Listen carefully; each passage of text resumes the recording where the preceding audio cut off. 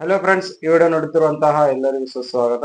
ಕರ್ನಾಟಕದ ಸಾರಿಗೆ ಇಲಾಖೆಯ ಕಡೆಯಿಂದ ಆಟೋ ಮತ್ತು ಟ್ಯಾಕ್ಸಿ ಚಾಲಕರ ಮಕ್ಕಳಿಗೆ ವಿದ್ಯಾನಿಧಿ ಯೋಜನೆ ಅಂದ್ರೆ ಆಟೋ ಟ್ಯಾಕ್ಸಿ ಡ್ರೈವರ್ ಮಕ್ಕಳಿಗೆ ವಿದ್ಯಾನಿಧಿ ಯೋಜನೆ ರೂಪದಲ್ಲಿ 11,000 ರೂಪಾಯಿ ಸ್ಕಾಲರ್ಶಿಪ್ ಅನ್ನು ಪಡೆದುಕೊಳ್ಳಲು ಆನ್ಲೈನ್ ಅರ್ಜಿಯನ್ನು ಸಲ್ಲಿಸಲು ಬಿಟ್ಟಿದ್ದಾರೆ.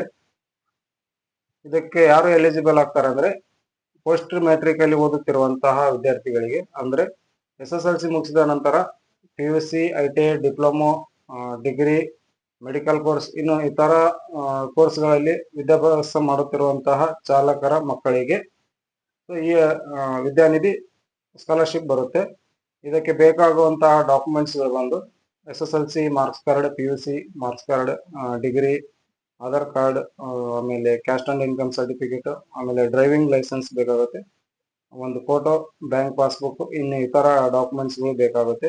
ಈ ಎಲ್ಲ ಡಾಕ್ಯುಮೆಂಟ್ಸ್ಗಳು ತಗೊಂಡು ಸೇವಾ ಸಿಂಧುವಿನಲ್ಲಿ ಅರ್ಜಿಯನ್ನು ಸಲ್ಲಿಸಬಹುದು. ಇದೇ ತರ ನೋಟಿಫಿಕೇಶನ್ ಪಡೆದುಕೊಳ್ಳಲು ಯಾರು ನನ್ನ ಯೂಟ್ಯೂಬ್ ಚಾನಲ್ ಅನ್ನು ಸಬ್ಸ್ಕ್ರೈಬ್ ಮಾಡಿಲ್ಲ, ಸಬ್ಸ್ಕ್ರೈಬ್ ಮಾಡಿ, ಬೆಲ್ ಐಕನ್ ಮೇಲೆ ಕ್ಲಿಕ್ ಮಾಡಿ. ನೆಕ್ಸ್ಟ್ ವಿಡಿಯೋದಲ್ಲಿ ಸಿಗೋಣ. ಧನ್ಯವಾದಗಳು.